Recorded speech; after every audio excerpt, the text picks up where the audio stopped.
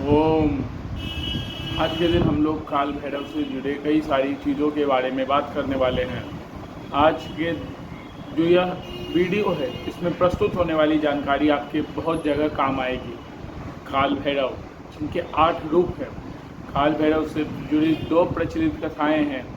2 प्रचलित कथाओं में से पहली कथा है काल भैरव या भैरव शिव के गण हैं, और दूसरी कथा में काल भैरव ने ब्रह्मा का सिर काटा था और ब्रह्मा का सिर काटा था और तो उन्हें ब्रह्म हत्या का पाप चढ़ गया था। तो हम दोनों कथाओं को अच्छे से आप तक पहुंचाएंगे, प्रस्तुत कराएंगे। साथ ही साथ हम आज के दिन काल भैरव अष्टकम भी कहेंगे, काल भैरव अष्टकम की अर्थ को समझाएंगे। साथ ही साथ काल भैरव से जुड़ी कुछ रहस्यों को बताएंगे और आपको हम यह बताएंगे कि इनकी तामसिक पूजा भी होती है, सात्विक पूजा भी होती है, इनके द्वारा सिद्धियां भी प्राप्त होती हैं और इनके पूजन से गृह क्लेश कई आदि अनादि संकटों का हरण होता है। और सारी चीज़ों को हम एक तरफ हटा दें तो काल भैरव के पूजन से मूलाधार और अज्न चक्र, 2 चक्र बहुत मजबूत होते हैं। अज्न चक्र का स्थान यहाँ पर है और मूलाधार चक्र का जगह कहीं और है। वह जनेंद्रियों के पास पाया जाता है। तो मैं आपको जस्ट जो स्टूल एरिया होता है उससे थोड़ा ऊपर पाया जाता है।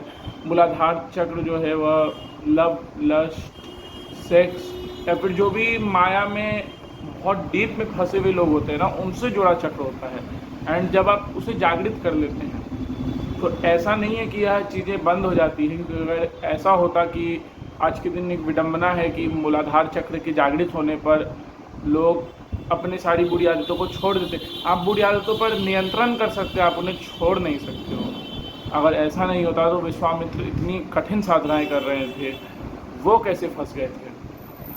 तो यह एक सवाल मेरा उनसे भी है जो यह फॉल्स क्लेम करते हैं। और ऐसे ही है। पहली तो भैरव जो है वो शिव के गण है, क्योंकि वो हमेशा शिव से ही जुड़े पाए जाते हैं। शिव से जुड़े हमें कई सन्यासी भी मिले, जैसे रमन महर्षि, महाअवतार बाबा जी जैसे कई सन्यासियों को भी हम शिव से जोड़ते हैं।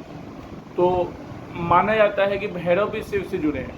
लेकिन जो दूसरी कथा है वह ये इस प्रकार है, जो शिव पुराण में भी एक जगह दी गई है। तो मुझे श्लोक नंबर नहीं याद है, मुझे वो एग्जैक्ट जगह नहीं याद है, लेकिन मुझे कहानी याद है कि वेदों से, योगों से, पुराणों से जब पूछा जाता है, जब ब्रह्मा जी और इनमें ब्रह्मा जी और विष्णु जी के बीच में यह एक बात चल रही होती है कौन सर्वश्रेष्ठ है, तो जितने वेद हैं, जितने पुराण हैं, वो सब कहते हैं कि शिव जी श्रेष्ठ हैं। इसके जवाब में ब्रह्मा जी और शिव जी के सामने, शिव जी जो है वह एक खंबे के रूप में आते हैं। ब्रह्मा जी और विष्णु जी बड़ा अवतार लेते हैं, ब्रह्मा जी अपने नॉर्मल अवतार में रहते हैं और दोनों उसकी छोड़ को ढूंढने के लिए जाते हैं। किसी को छोड़ मिलता नहीं है, लेकिन ब्रह्मा जी झूठ कहते हैं। यह एक है जो ब्रह्मा जी झूठ कहते हैं कि हमें एक मिलता है। तो इस एक के कारण उनका एक सिर कटा था।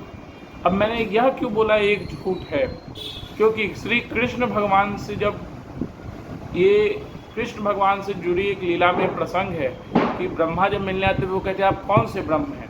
तो उसमें कहा गया है कि जो 2 गलती जिस ब्रह्मा जी ने की थी, जिन्होंने 2 गलती कर दी और उनके 2 सिर कटे थे। ब्रह्मा जी के 5 सिर थे। हमारी जो युग है, हमारा जो कल्प है, इसमें एक गलती की थी ब्रह्मा जी ने, तो सिर्फ एक सर कटा है। तो शिव पुराण के द्वारा इसको बताया गया है और कृष्ण भगवान की एक लीला से मैंने आपको एक और हिंट दे दिया है। इन दोनों हिंटों के बाद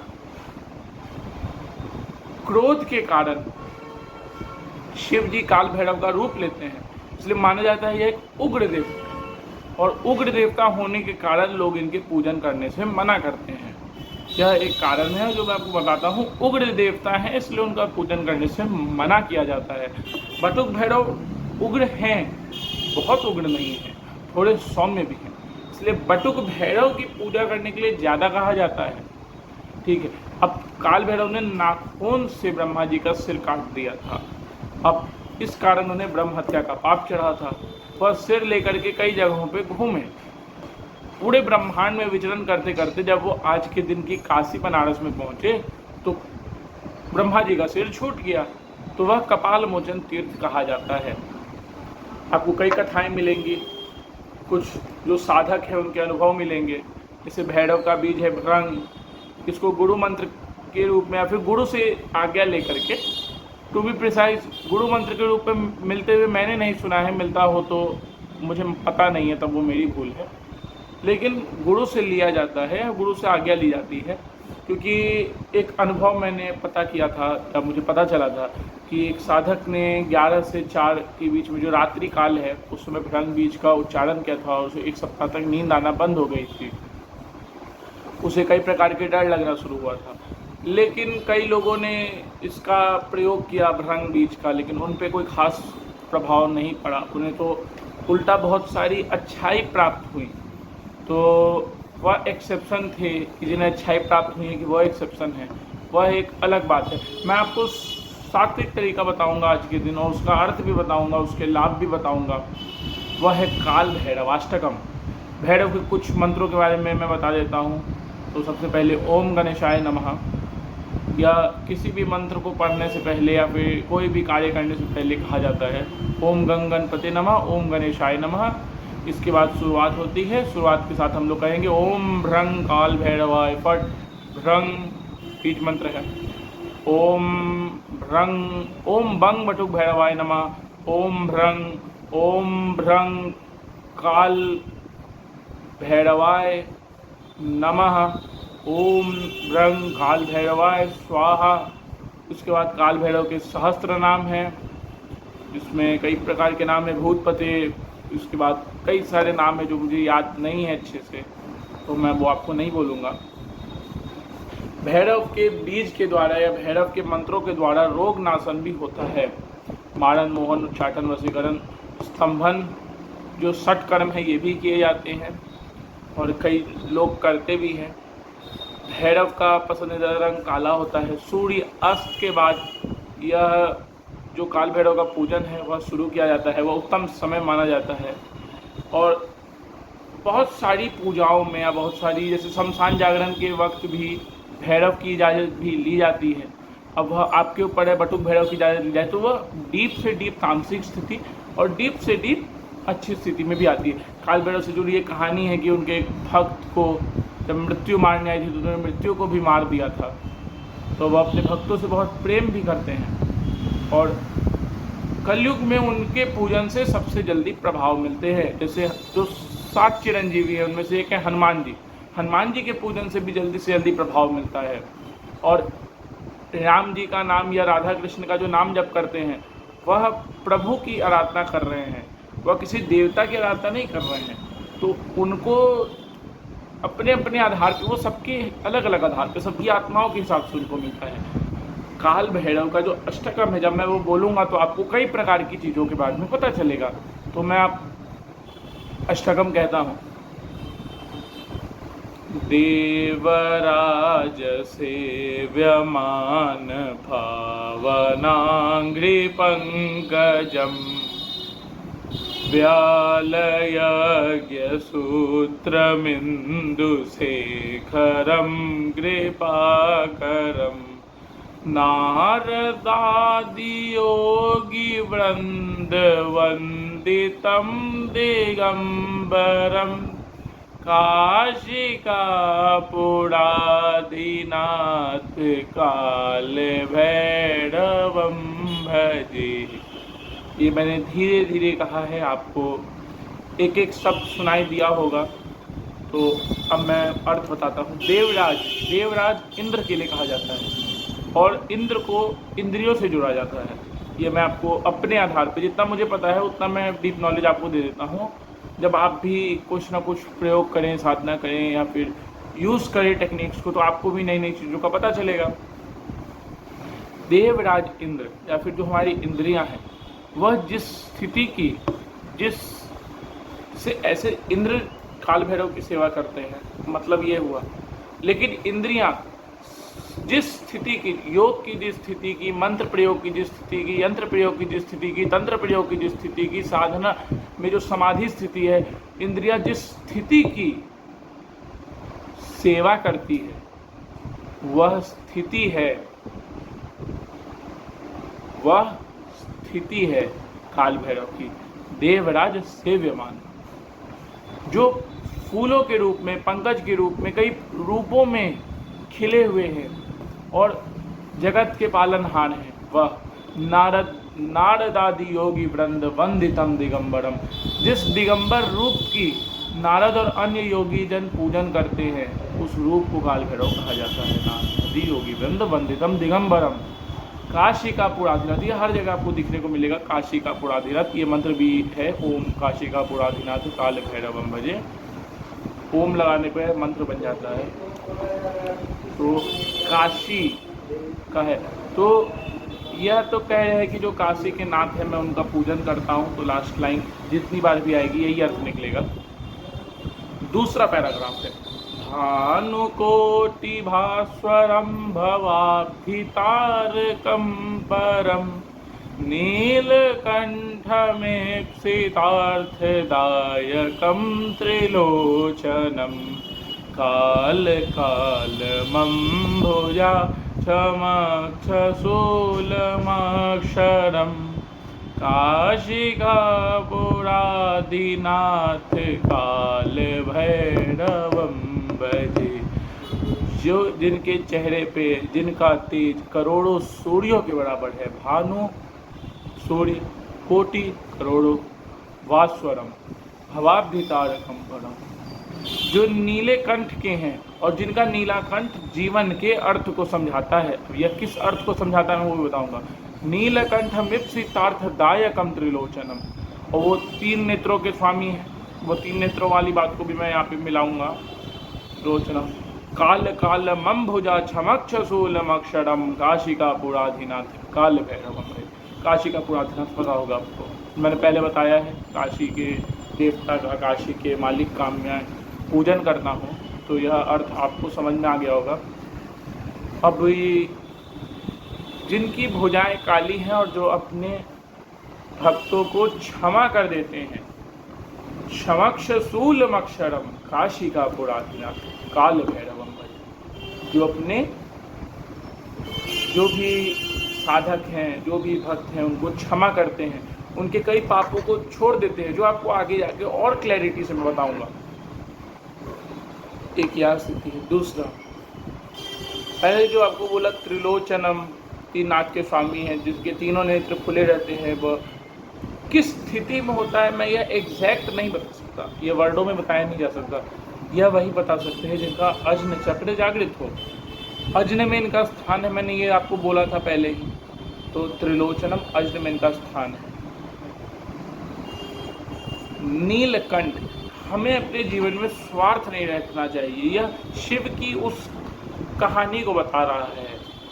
शिव की वह कथा आपको याद होगी कि जब हलाहल विष निकला था तो शिव जी पी गए थे, उसको रोक दिया था। 10 महाविद्या की माँ तारा की भी वहाँ से कथा में प्राप्त होती है। तो हम सभी कहानियों को लाएंगे तो यह वीडियो और लंबा हो जाएगा, तो उनको हटाएं। तो हमें जीवन में स्वार्थ ना करने के लिए, कई चीज़ों से दूर हटने के लिए दिखा रहे हैं, और उन्हीं चीज़ों में मूलाधार चक्र फंसा होता है। तो यही एक श्लोक के द्वारा मैंने कहा था कि हम मूलाधार और अजन चक्र दोनों के देवता हैं। तो आप मूलाधार और अजन चक्र को जीत सकते हैं इस अष्टकम को पढ़ते पढ़ते। ये मैं आपको बता रहा हूँ। अब मैं बताता हूँ, सहस्रार चक्र पे किसी का कोई हक नहीं होता है। मूलाधार से लेके अजन का सफर इंसान तय करता है। तो मूलाधार चक्र से अजन चक्र का सफर आप काल भैरव की साधना से तय कर सकते हो। मैंने आपको यह बात बता दी। अगला है शूलडंक पाश दंड पाणिमादिकारणम श्यामकायमादिदेवमक्षरं निरामयम् भीमविक्रमं प्रभुं विचित्रताण्डवप्रियं काशिकापुरादिनाथ काल भैरवं भजे। अब इसका अर्थ है कि जो त्रिशूल रखते हैं, जो पाश रखते हैं, जो डंडा रखते हैं, वह देवता शूल डंक पास दंड पानी मादि कारणम श्याम काय मादिदेव, जो श्याम वर्ण के देवता हैं, श्याम काय मादिदेव, मक्षरम निरामयम भीम विक्रमम प्रभुम विचित्र तांडव प्रियम, जिनको विचित्र तांडव प्रिय है, जो हर चीज़ को क्रम में ला देते हैं, जो भीम रूपी शक्तिशाली हैं। भीम भीम करके उनके कई सहस्त्र नाम में आपको नाम जब आप खोजोगे तो कई नाम भीम करके मिलते हैं। तो उस टाइप से भीम विक्रमम प्रभुं विचित्र तांडव प्रियम काशिका पुराधिनाथ काल भैरवम भजे। काशिका पुराधिनाथ आपको मैं बता चुका हूँ। अगला है भुक्ति मुक्तिदायकम प्रशस्त चारु विग्रहम भक्तवत्सलम सुतम समस्त लोक विग्रहम। तो मैं आपको उसको भी धीरे धीरे सुनाता हूँ ताकि आपको प्रोनाउंसिएशन मिले। भुक्ति मुक्तिदायकम प्रशस्त चारु विग्रहम भक्तवत्सलं स्थितं समस्तलोकविग्रहं विनिक्वनं मनोज्ञहेमकिङ्किनीलसत्कटिं काशिकापुराधिनाथ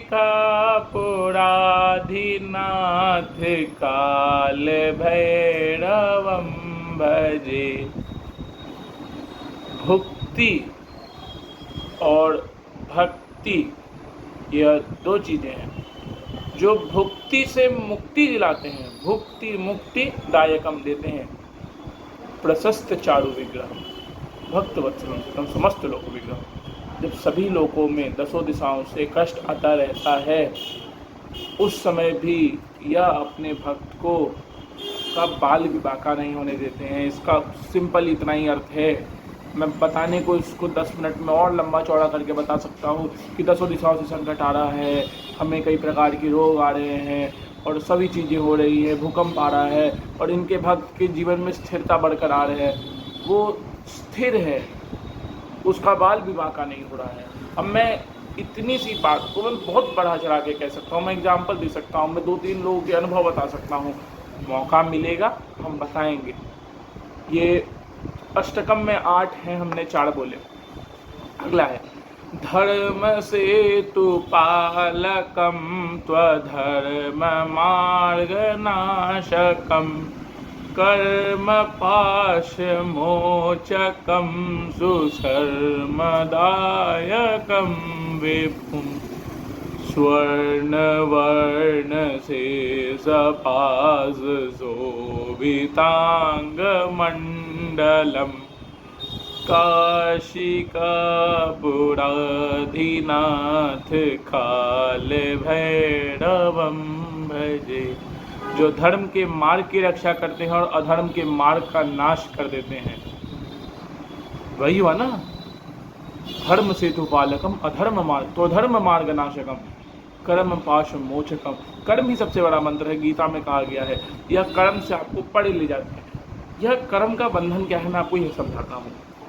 मैंने पूर्व जन्म में अच्छे कर्म किए, मैं आज अच्छे भले परिवार में हूँ। कई लोगों के मन में एक सवाल आता है, बूढ़े लोगों का जीवन सुखदायी क्यों होता है और अच्छे लोगों का जीवन में कई सारे संकट क्यों आती है। जो पूर्व जन्म में अच्छे कर्म करता है उसे आज अच्छा जीवन मिला है। वह इस जन्म में गलती करके अगले जन्म में गरीब पैदा होता है, फिर वो अच्छे कर्म करता है, फिर वो अच्छा अमीरों का जीवन में जाता है, फिर वो कुछ गलत करता है और यह सर्कल कभी ख़त्म नहीं होता है। और काल भैरव रहस्यम की भी मैं एक बात बताऊंगा, अष्टकम के बाद में बताऊंगा, तो वो और डीप है, वो आपको टाइम से भी पढ़े ले जाती है। और पूरे यूट्यूब पे या फिर कहीं पे भी किसी ने एक यूट्यूब चैनल को छोड़ के किसी ने इस चीज़ के ऊपर चर्चा नहीं की है। मैं उस यूट्यूब चैनल का नाम भी लूँगा और सब कुछ बताऊँगा। तो जब हम उस कॉन्सेप्ट पे चलेंगे तब हम आगे बढ़ेंगे और आपको उसको और अच्छे से समझना है तो मैं आपको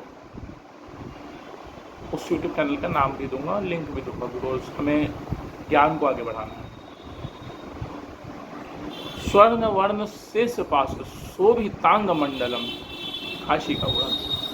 इसका कई अर्थ है। जो सोने के वर्ण की कई चीज़ों का उपयोग करते हैं, या जिनके पास सोने का सांप है, या जिनके पास सोने का पास है, मैं अपने आधार पर यही अर्थ निकालता हूँ कि जो सोने के वर्ण के सांप को रखते हैं और उसको पास के रूप में प्रयोग करते हैं, वह देवता हैं, वह देवता हैं। तो उस देवता के बारे में भी बातें हो रही हैं।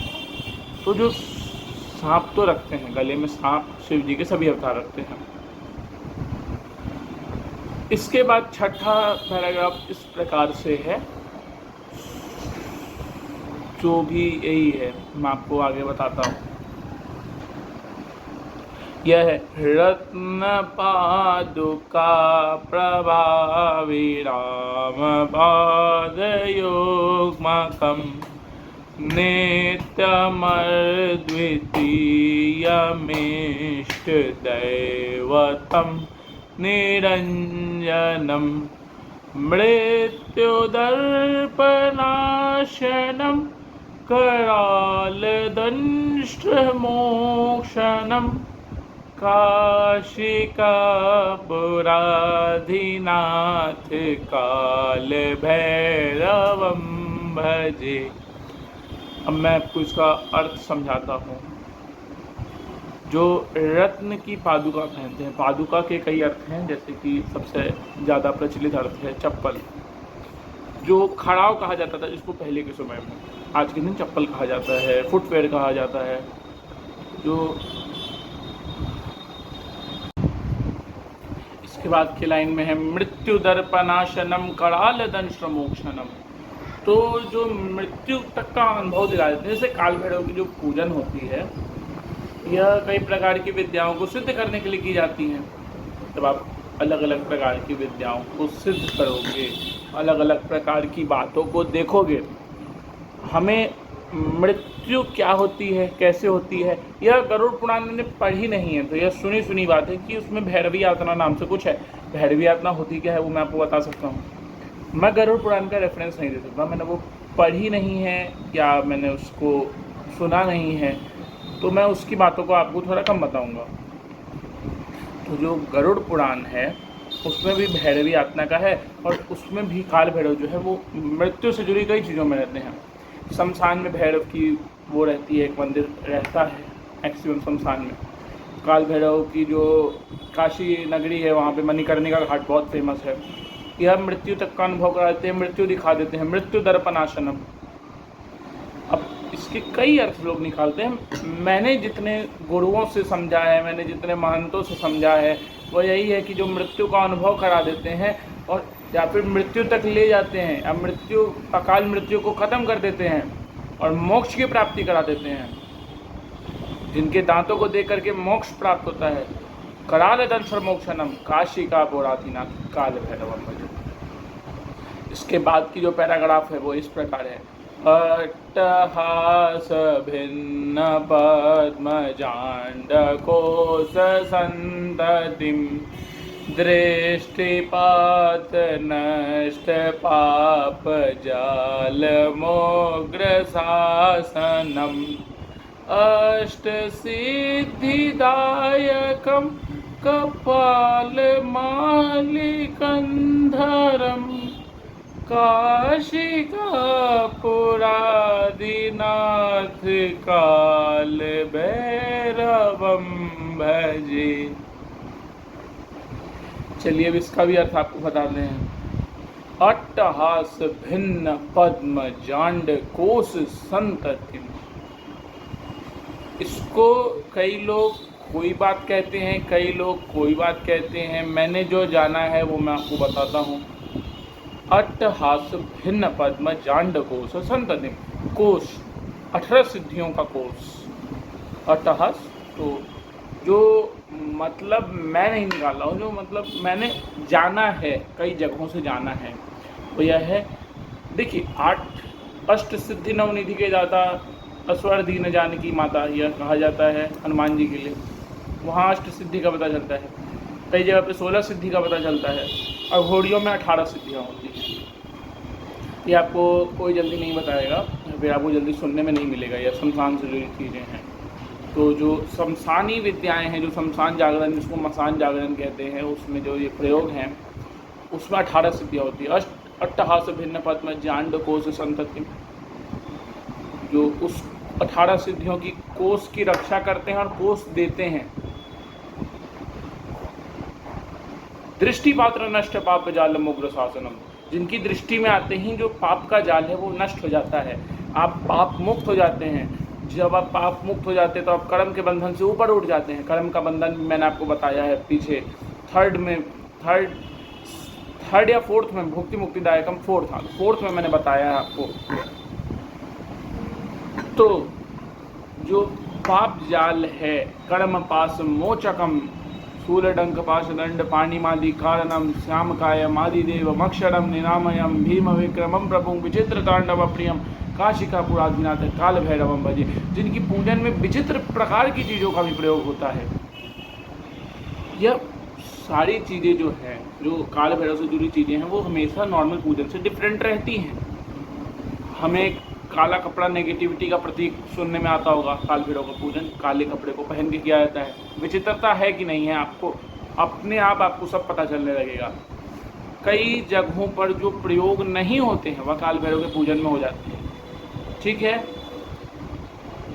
पाप तो नष्ट हो गया हमारा, हम हर जगह से बढ़ते जा रहे हैं। अभी हम कर्म के बंधन से मुक्त हो चुके हैं। अभी हम काफ़ी जगहों पर बढ़ते जा रहे हैं और इसी श्लोक को पढ़ते पढ़ते जो जो लिखा है वो आपके जीवन में घटित होने लगेगा। साइंस इसको लॉ ऑफ अट्रैक्शन कहता है, जबकि तंत्र की जो विज्ञान है वह साइंस से 100 लाख गुना ऊपर है। उसको प्रूफ करना इम्पॉसिबल है, लेकिन वह होता है। आज तक आपको कभी पता नहीं चला होगा कि एक विद्या है मारक विद्या, वह प्रयोग होती है, सफल होती है। क्या साइंस आज तक उसको प्रूफ कर पाई? आज तक कोई साइंस उसके बारे में कुछ कह पाई? कहा जाता है, अब मुझे उसका जो पता है वो बताता हूँ, ब्रह्मांड के कणों के द्वारा जो होता है वह होता है। तो इसी प्रकार से ये जो कॉन्सेप्ट है वो बढ़ता जा रहा है। हम जो यह लाइन है ना, यह लाइन को आप YouTube पे देखोगे तो YouTube पे कुछ लोग इसका बुरा प्रचार कर रहे हैं। ये जो है अट्टहास भिन्न पद्म जांड कोश संततिम दृष्टिपात्र नष्ट पाप जाल मुग्र शासनम अष्ट सिद्धिदायकम, जो 8 सिद्धियां प्रदान करते हैं। ये 8 सात्विक सिद्धियां हैं जो हनुमान जी प्रदान करते हैं। 18 सिद्धियों का जो कोष है उसकी रक्षा भी करते हैं, वो देते भी हैं। अघोड़ी विद्या में, अघोड़ विद्या की भी और इसकी भी विद्या अष्ट सिद्धिदायकम कपाल मालिकंधरम, जो खोपड़ी की माला पहनते हैं, कपाल मालिकंधरम काशी का प्राधिनाथ काल भैरव। मैं जो अभी बोलने वाला था वो यह था कि YouTube पे एक चैनल है जो ये जो मैं आपको समझा रहा हूँ ना, इसी की लाइन्स को लाता है और थंबनेल में रहता है, शत्रु चिल्ला भी नहीं पाएगा, अब शत्रु का नाश पक्का। क्या वो बजाने से आपके शत्रु का नाश होगा? कॉमन सेंस लगाइएगा। अभी तक कोई अर्थ निकल रहा है एक को छोड़ के, जो था कि प्रशस्त चारु विग्रहम भक्त वत्सलम सुतम, उसमें भी आप स्थिर रहोगे। शत्रु मर रहे थे कहीं पे, शत्रु को हटाते हैं, ऐसा नहीं हटाते हैं। मंत्रों से वो प्रभाव आता है, आप शत्रुओं से परे हो जाते हो। कहीं पे भी जब तक आप मारन प्रयोग ना करो, आप कोई और प्रयोग ना करो, कुछ नहीं होता है। इसी वजह से यह विद्या को गलत साबित किया जा रहा है। अगला मैं आपको सामने लाऊंगा, ये अष्टकम पढ़ के क्या हुआ वो मैं बता दूंगा। भूत संग नायकम विशाल कीर्तिदायकम काशीवास लोक पुण्य पाप शोधकम विभुम नीति मार्ग को विदम पुरातनम जगत्पतिम काशिका पुराधिनाथ काल भैरवम भजे। जो भूत की संघ के नायक हैं, जो भूतों के राजा हैं, भूत संघ नायकम, जो अपने भक्तों को कीर्ति प्रदान करते हैं, विशाल कीर्तिदायकम, जो काशी में रहने वालों के पाप और पुण्य का हिसाब करते हैं, काशी वास लोक पुण्य पाप शोधकम विभुम नीति मार्ग को विदम पुरातनम जगतपति, जो नीति के आधार पर शुरुआत से इस जगत के मालिक हैं, पुरातनम जगतपति, पति मतलब स्वामी, जगत मतलब दुनिया, जगतपति काशी का पुराधिनाथ काल भैरवम भजे। यह अष्टकम के 8 हैं। आखिरी है फल स्तुति, जो मैं आपको समझाता हूँ। फल स्तुति है कि 8 लाइन पढ़ के फल क्या मिलेगा। काल भैरवाष्टकं पठन्ति ये मनोहरं ज्ञानमुक्तिसाधनं विचित्रपुण्यवर्धनं शोकमोहदैन्यलोभ कोपतापनाशनम् ते प्रयान्ति काल भैरवाङ्घ्रिसन्निधिं ध्रुवम्। इसका अर्थ बहुत लोग नहीं बतला पाते। यह अर्थ जो मैं आपको बोलने वाला हूँ, यह अर्थ आपको कई लोग नहीं बता पाएंगे। कई लोग बताएंगे, इससे श्रेष्ठ बताएंगे। मुझे नहीं ज्ञान है, मुझे उतना भी डीप नहीं है, उतना भी लो नहीं है। मैं जो बोलने वाला हूँ वो कई लोग बताएंगे, कई लोग नहीं बताएंगे। मैं जो बता रहा हूँ वो मेरे आधार पर, मेरे प्रयोगों के द्वारा, मैंने जो पढ़ा है, मैंने जो जाना है, मैंने जो सिद्ध पुरुषों से जाना है, वह ज्ञान है जो मैं आपको बता दिया हूँ। काल भैरवाष्टकम पठन्ति ये मनोहरम, मन के जो रोगों को हर लेने वाला है, यह अर्थ आपको कोई नहीं बताएगा। मनोहर में बोलेगा जो अच्छा है, वही मन की अटेंशन को हर लेता है, मन के रोगों को भी हर लेता है। मनोहरम ज्ञान मुक्ति साधनम, ज्ञान के द्वारा मुक्ति होगी। ज्ञान मुक्ति साधनम विचित्र पुण्यवर्धनम, उसको पढ़ने से पुण्य में वृद्धि होती है, पाप का नाश होता है। 2 बार पाप का नाश कहा, अभी वृद्धि हो रही, पुण्य में वृद्धि हो रही, तो बैलेंसिंग नहीं, डायरेक्ट अप। विचित्र पुण्यवर्धनम, शोक किसी के जाने का शोक, कोई दुख का शोक, मोह किसी का मोह, पैसे का मोह, घर का मोह, प्यार में जो लोग हैं उनका मोह, हर तरह का मोह, शोक मोह दैन्य लोभ, उसके बाद सभी प्रकार के लोभ को पतापनाशनम, और जो भी बूढ़े तप हैं उनका जो प्रभाव है नाशनम, नष्ट हो जाता है। ते प्रयांति काल भैरवांघ्रि सन्निधिं ध्रुवम्, यह लाइन को कोई नहीं बताएगा। इसको लोग कुछ कुछ भी बोल दें, इसका असली अर्थ यह है कि जब आप इसको पढ़ते पढ़ते इन चीज़ों से परे हो जाओगे, तब आप काल भैरव से अपने आप मिल लोगे। काल भैरवाष्टकम ऐसा साधन है जो आपको काल भैरव से मिला सकता है। काल भैरवाष्टकम ऐसा साधन है जो आपको आध्यात्म में वृद्धि दिला सकता है। काल भैरवाष्टकम ऐसा साधन है जो आपको कर्म के बंधन से ऊपर ले आ सकता है। काल भैरवाष्टकम ऐसा साधन है जो आपका पुण्य बढ़ा सकता है, पाप को नष्ट कर देता है। काल भैरवाष्टकम ऐसा साधन है जो आपको बैठे बैठे मुक्ति दिला सकता है। और काल भैरवाष्टकम ऐसा साधन है जो आपको 18 अघोर सिद्धियाँ और 8 सिद्धियाँ, 8 सात्विक 18 अघोर, इन लो 24 सिद्धियाँ प्रदान करा सकता है। और काल भैरवाष्टकम ऐसा साधन है जो उग्र से उग्र विद्या, अष्ट भैरव 52 वीर सबकी कृपा दिला सकता है सौम्य रूप में। तो जो इसको कम समझते हैं या जो कई प्रकार के प्रयोगों को इससे उच्चतम बताते हैं, उन्हें इसका असली अर्थ नहीं मालूम है, उसको इसलिए इसकी ताकत नहीं मालूम है। उन्हें ये नहीं पता है कि इसी का निरंतर जप करने से, इसी का निरंतर प्रयोग करने से आप वो सब कुछ कर सकते हो जो आप दूसरे प्रयोग करके कर सकते हो। और यही कारण है जो कोई इसके बारे में खास बातें नहीं चल रही हैं। अभी थोड़ा बहुत सबके सामने हाईलाइट में आया है। हाईलाइट में आया क्या है, लोग उसको गलत रूप में दिखा रहे हैं। कहीं पे अब मैंने जो आपको अर्थ बताया, जो मैंने तरीके बताया, कहीं पे कोई मानन प्रयोग था, आपका शत्रु कैसे मर जाएगा, आपके शत्रु दूर हो जाएंगे, आप शत्रु से परे हो जाओगे, आप आध्यात्मिक उच्चतम स्थिति में जाओगे, ऐसा आप कहो ना। काल भैरव शत्रुओं से दूर कर देंगे, शत्रु को मार दे की बात आई कहाँ। इसके बाद इन विद्याओं से लोग को इसलिए डर है, भूल ना करे तो डर का कोई कारण नहीं है। लोग भूल करते हैं, इसलिए डर जरूरी है। ये बात सच है कि वीरभद्र के पूजन में गलती करिएगा, धूमावती के पूजन में गलती करिएगा, आप मसान सिद्ध किए हो, मसान सिद्धि के बाद जो आपके उच्चतम साधक हैं या फिर जो भी हैं, उसमें आप जो वादा किए हो वो पूरा नहीं करोगे, उस विद्यार्थी से जो वादा किया वो पूरा नहीं करोगे, तो आपकी जान जा सकती है। ये बात सच है। इसमें कुछ हो रहा है, अष्टकम में कुछ हुआ, लेकिन अष्टकम को पढ़ने से भी डराया जाता है। बिल्कुल डराया जाता है और यह गलत है, बहुत गलत। अष्टकम को पढ़ने से डराना सबसे गलत चीज़ है, मोस्ट वर्स्ट थिंग। अब कुछ लोग आ रहे हैं, स्वामी योगेश्वरानंद, जो गुजरात के वलौर करके, मैं ठीक से प्रोनाउंस नहीं कर पा रहा हूँ, वहाँ के कुछ हैं, उनका चैनल है स्वामी योग। उन्होंने अष्टकम को पढ़ने के बारे में बोला है। इसके बाद जो नेक्स्ट में मैं आपको जब चैनल बोलूँगा, पहले कॉन्सेप्ट में बोलता हूँ। वो कॉन्सेप्ट ये है कि टाइम नहीं चलता है, हम चलते हैं। तो काल भैरव रहस्य में है, और मैंने इसको पढ़ के क्रॉस चेक किया है और कई लोगों से पूछा है। इसको साइबर झील के द्वारा अच्छे से समझाया गया है।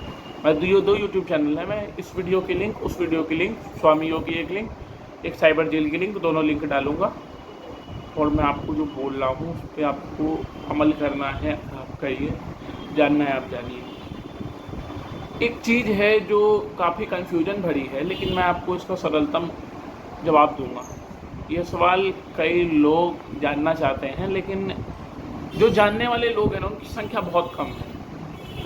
ऐसे कम लोग हैं जो साधक बनना चाहते हैं, फिर साधक बनने के बाद कोई साधना करते हैं, साधना के बाद उस विद्या को जानना चाहते हैं। जब वो विद्या को जानते हैं तब उनको पता चलता है 3 तरह के मंत्र होते हैं, साबड़ मंत्र, तांत्रिक मंत्र, वैदिक मंत्र।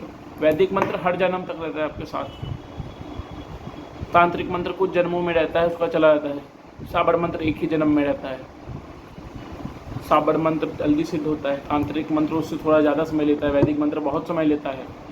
भृंग बीज मंत्र का जब आप जाप करते हो, या तांत्रिक और वैदिक दोनों हैं, और इसकी सिद्धि होने के बाद जन्मों जन्मों तक ये सिद्धि काम करती है। परंतु यह सिद्धि काम कैसे करती है? एक जन्म में यह सिद्धि प्राप्त हुई, अगले जन्म में फिर हम उस सिद्धि के प्रभाव से दोबारा ईश्वर के पास जाएंगे, हम दोबारा काल भैरव के पास जाएंगे। काल भैरव का बीज है ना, उसको सिद्ध कर लिया, काल भैरव वो सब दोबारा जाओगे। जब आप काल भैरव के पास दोबारा जाओगे, जल्दी से आपको सिद्धि प्राप्त होगी। यह बीज ऐसे कार्य करता है। वैदिक मंत्र में यह बीज इस प्रकार होता है कि वह मंत्र आपको दोबारा मिला। मैंने आज गायत्री मंत्र को सिद्ध कर लिया फॉर एग्जाम्पल, तो मैं जब दोबारा इस मंत्र को अगले जन्म में पढ़ूंगा, वो सिद्धि मुझे दोबारा प्राप्त हो जाएगी। वैदिक मंत्र इस प्रकार प्रयोग करते हैं, तांत्रिक मंत्र भी कुछ प्रकार से इसी प्रयोग करता है। और कुछ लोग इस पर फॉल्स मार्केटिंग कर रहे हैं कि 61 माला ओम नमः शिवाय करें, 61 माला नवारण मंत्र करें, 61 माला गायत्री मंत्र करें और आपको पूर्व जन्म में थोड़ा कट हुई सिद्धियाँ मिलेंगी, ये होगा वो होगा। कोई उस पर आप 61 माला करते करते ही आपको सिद्धि मिल जाएगी, तो वो आपको कोई पूर्व जन्म की सिद्धि नहीं मिल रही है, वो ऐसे चल रहा है। अब मैं ये कैसे बोल रहा हूँ कि वो 61 माला कर करके नहीं मिल रही है? क्या मैंने किया है? तो नहीं, मैंने नहीं किया है। क्या मैं ऐसे लोगों को जानता हूँ जो कर रहे हैं? तो जानता हूँ। दूसरा एक विश्वास है, तीसरी चीज़ में विश्वास था, वो यह है कि नवारण मंत्र 10 महाविद्याओं से जुड़ा हुआ है। उसमें भी जो एक नवारण मंत्र है, ओम ऐं ह्रीं क्लीं चामुंडाय विच्चे, दूसरा ओम ऐं ह्रीं क्लीं चामुंडाय विच्चे, ओम ग्लौं हूं क्लीं जूं सः ज्वालाय ज्वालय ज्वल ज्वल प्रज्वल प्रज्वल, ऐं ह्रीं क्लीं चामुंडाय विच्चे ज्वल हंग संग लंग छंग फट स्वाहा। यह सिद्ध कुंजिका के अंदर पाया जाता है। अब सिद्ध कुंजिका स्तोत्र जो है वो अपने आप में उच्चतम स्तोत्र है। जब आप 10 महाविद्याओं की पूजा कर रहे हो, गायत्री माँ जो हर चीज़ से परे है, जिसका जाप करते करते लोग ईश्वर तत्व में चले जाते हैं, जो देव बन जाते हैं, और जब आप उसका 61 माला जाप करोगे, ओम नमः शिवाय पंचाक्षरी मंत्र है, उसके 5 वर्ण है, एक पुरस्चरण 5 लाख का होता है। जब आप 61 माला करोगे तो जल्दी आपका एक पुरस्चरण कंप्लीट हो जाएगा। इतना करने के बाद अपने आप को सिद्धियाँ मिल जाती हैं। पूर्व जन्म की जो सिद्धियाँ होती हैं, पूर्व जन्म का गुरु होता है, वो बुला करके दोबारा आपको सिद्धियाँ प्राप्त करा देता है। ईश्वर आपको दोबारा बुलाते हैं। ये चीज़ आपको कोई नहीं जल्दी बोलेगा, यह सत्य है और आप इस पर विश्वास करें।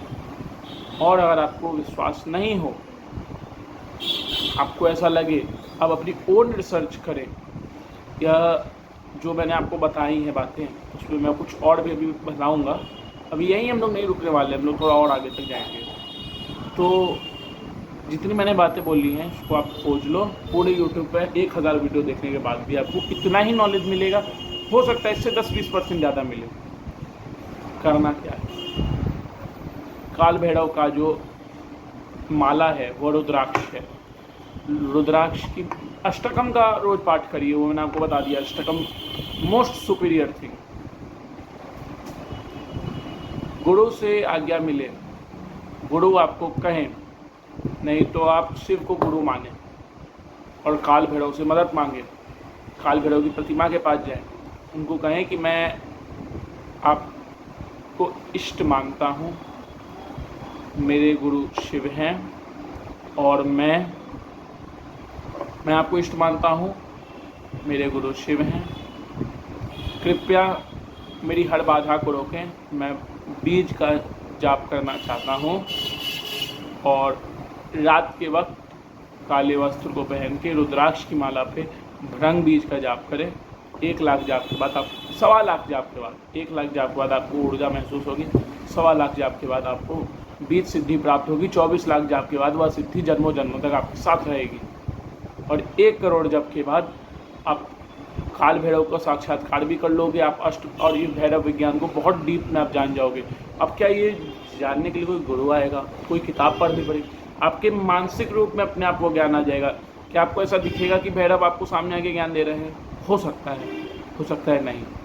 अब ये नई वाली बात में क्या होगा, मतलब इसमें आगे क्या होगा, तो यह बस इतना होगा कि आपको पता चल जाएगा कि यह बीज है, यह ज्ञान है। आपके दिमाग में अपने आप ऐसे विचार आएंगे, आप बैठोगे, सोचोगे, आपको जवाब मिलने लगेंगे।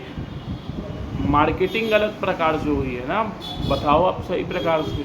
लोगों को गलत प्रकार से ऐसे बताया गया है कि ईश्वर आएंगे आपके सामने 4 हाथ लिए हुए, हाथों में प्रकार प्रकार के अस्त्र लिए हुए, वह मूर्ति में जैसे भैरव है वैसे भैरव आएंगे, वह भैरव आपको बोलेंगे।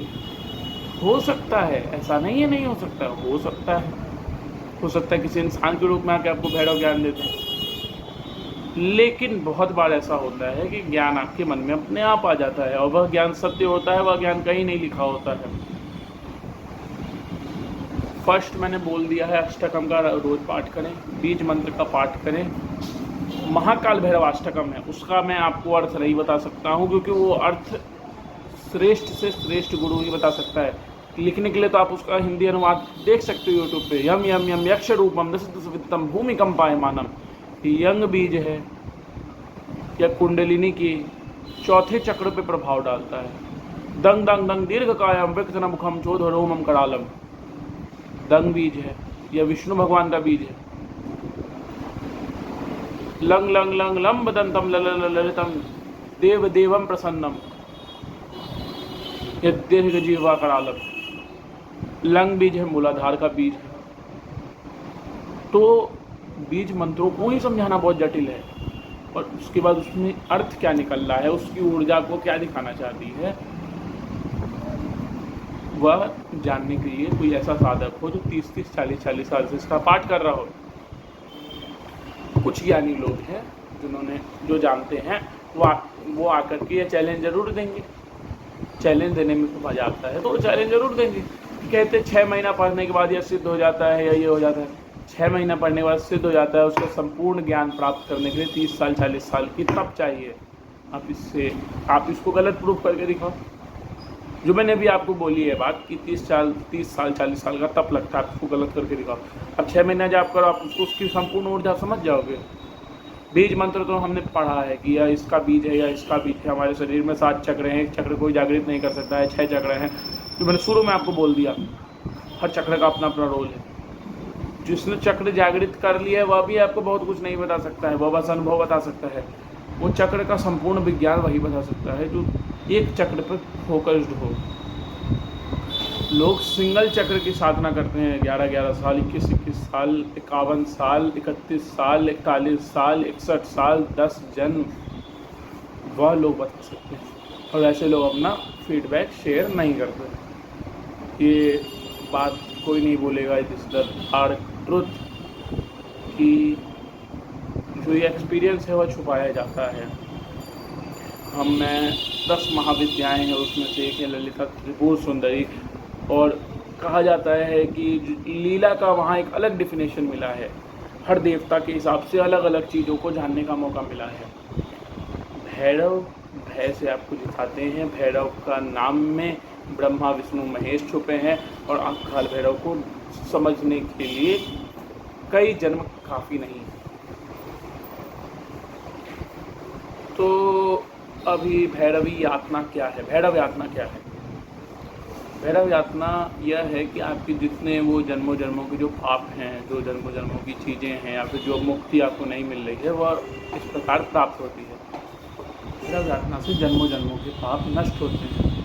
यह जो जन्मों जन्मों के पाप चल रहे हैं या जो जन्मों जन्मों की चीज़ें चल रही हैं, भैरव यातना या तो काल भैरव के भक्त को हो सकती है, क्योंकि मैंने कहीं कहीं सुना है, लेकिन हमेशा जो लोग काशी में डेथ करते हैं उनके साथ होता है।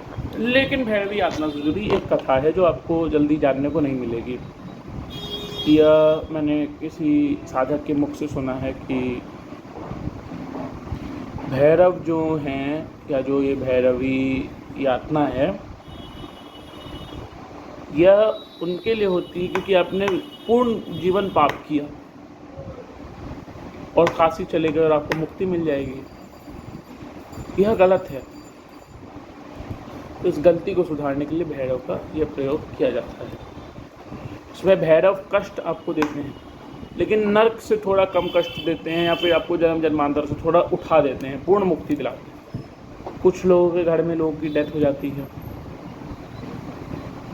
और उन्हें मुक्ति प्राप्त नहीं होती, तो उनके लिए भी एक भैरव अनुष्ठान है। भैरव इतना ज़्यादा मृत्यु की चीज़ों से भैरव जुड़े हुए हैं कि लोग भैरव के पूजन को गलत कहते हैं।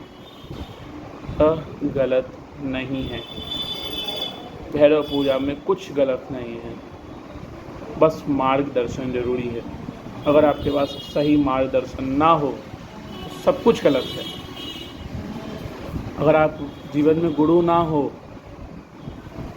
तो आपका जीवन में किया गया हर साधना गलत है। आपको सबसे श्रेष्ठ मंत्र गायत्री मंत्र भी बर्बाद कर देगी अगर गुरु से दीक्षा नहीं ली है तो। यकीन ना हो, इससे जुड़ी एक कथा है, मैं आपको बताता हूँ। गायत्री मंत्र से जुड़ी कथा बता रहा हूँ।